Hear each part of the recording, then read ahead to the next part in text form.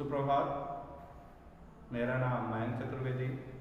मैं Maa Kalyanika public school Pendra road Chhattisgarh से। विगत दिनों मैं कक्षा 9वीं विषय संस्कृत पंचमा पाठ सूक्ति मौक्तिकम के पिछले 7 श्लोक बता चुका हूँ।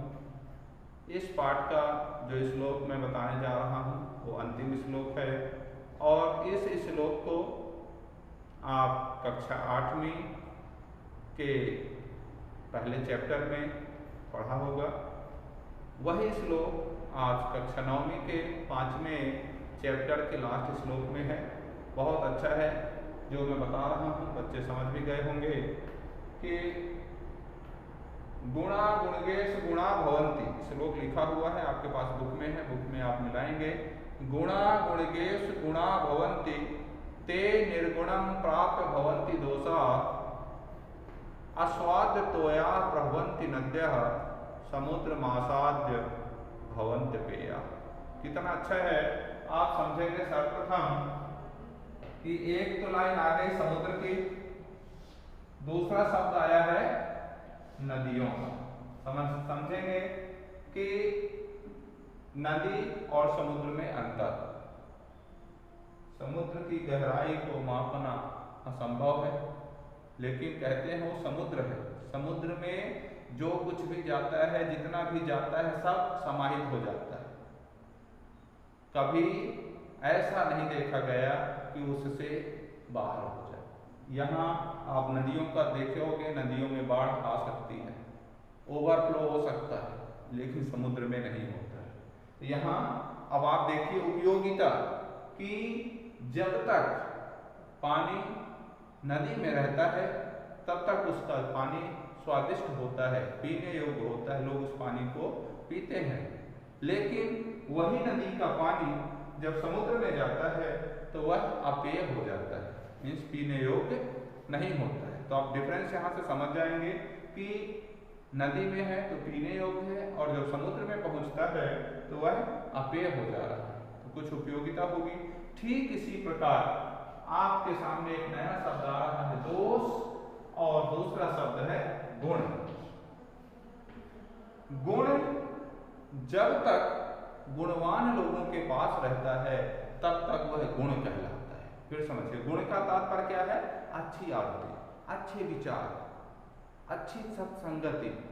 तो जब तक लोग अच्छे लोगों के साथ रहेंगे तो विचार अच्छे होंगे, अच्छे लोगों को साथ किए रहेंगे तो उनसे अच्छे ही गुण प्राप्त होंगे। जो उनके मन में थॉट आएंगे, जो काम करने की क्षमता होगी, सब कुछ अच्छी होगी, पॉजिटिव होगी, उसमें कहीं भी नकारात्मक विचार नहीं आएगा। क्यों नहीं आएगा? क्योंकि वह गुणवान है, गुणी लोगों के संपर्क में।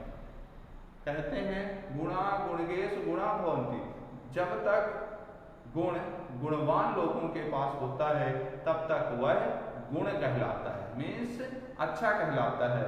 और जब वही गुण कहते निर्गुण प्राप्त भवन्ति दोषा, जब वही गुण निर्गुण व्यक्ति के पास पहुंचता है तो वह गुण दोष में परिवर्तित हो जाता है। दोष मतलब बुराई।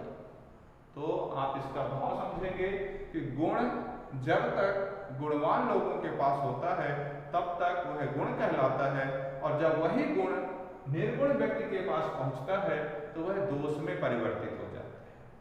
अब इसकी तुलना की गई है नदी और समुद्र से। जिस प्रकार बहती हुई नदी, प्रवहन्ति मीन्स बहना, जिस प्रकार बहती हुई नदी का जल स्वादिष्ट होता है, पीने योग्य होता है, और जब वही जल समुद्र में मिल जाता है तो वह अपेय हो जाता है, मीन्स खारा हो जाता है, पीने योग्य नहीं रहता है। अर्थात यह हितोपदेश का श्लोक है।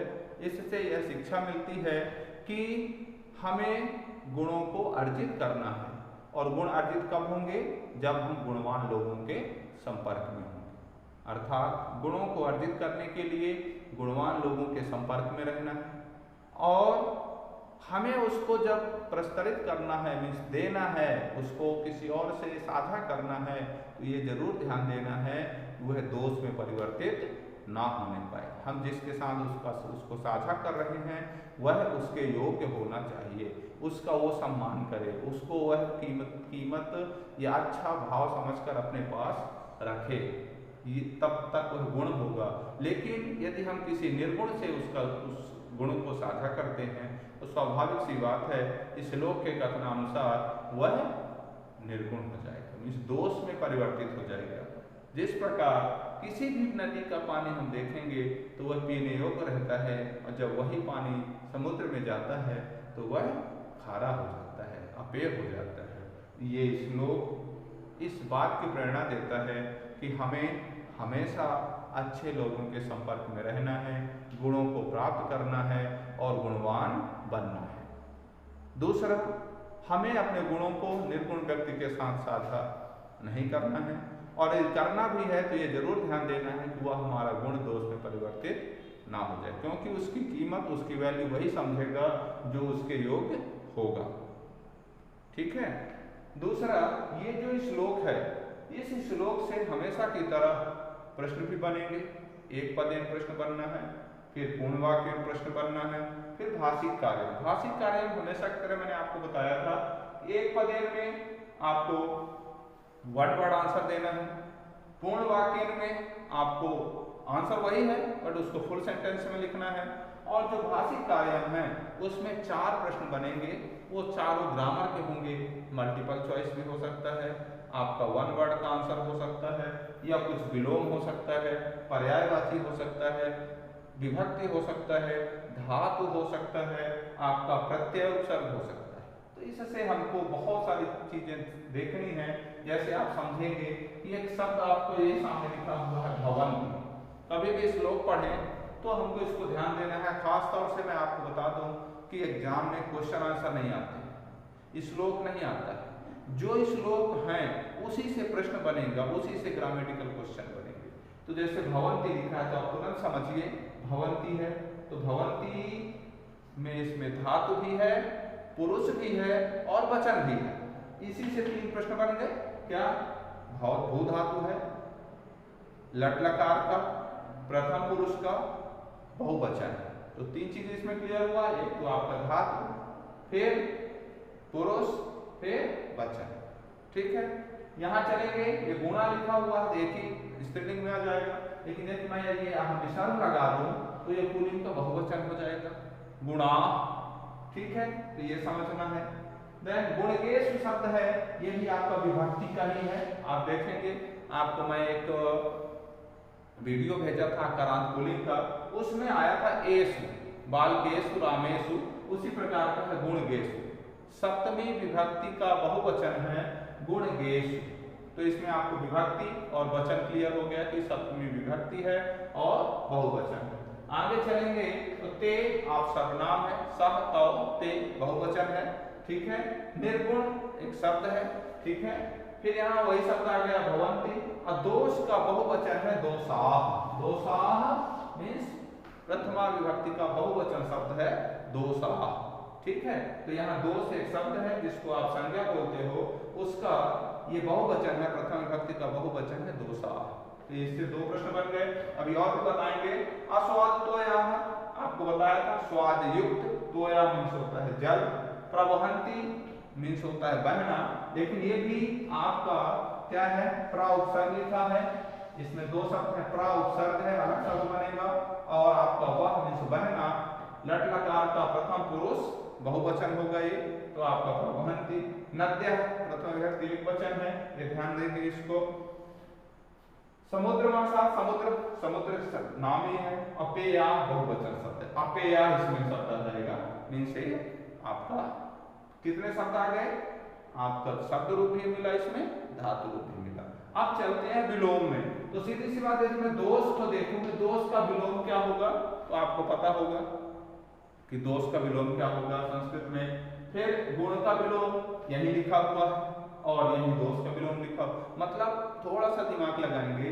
यदि विलोम और पर्यायवाची की बात आएगी तो वो शब्द कहीं ना कहीं आपको इस श्लोक में मिलेगा। तो जब हम श्लोक पढ़ें, खास तौर से गद्य या पद्य या नाटक, तीनों पैराग्राफ से आपको एक पदेन, पूर्ण वाक्य और भाषिक कार्यों के प्रश्न बनेंगे। तो जब भी हम पाठ का अर्थ समझें, उसी पाठ में सब कुछ है, उसी पाठ से आपके ग्रामर के क्वेश्चन बनेंगे, उसी पाठ से एक पदेन बनेगा, उसी पाठ से पूर्ण वाक्य बनेंगे। तो श्लोक जब भी पढ़ें तो हमें इन सब सारी चीज़ों का ध्यान रखना है, कठिन शब्द को अंडरलाइन करना है, उससे क्या क्या और ग्रामेटिकल क्वेश्चन बन सकता है, इन सब चीज़ों का हमें ध्यान रखना है। तो मैं आशा करता हूँ कि जब भी आप पढ़ेंगे तो इनका ध्यान रखेंगे। धन्यवाद।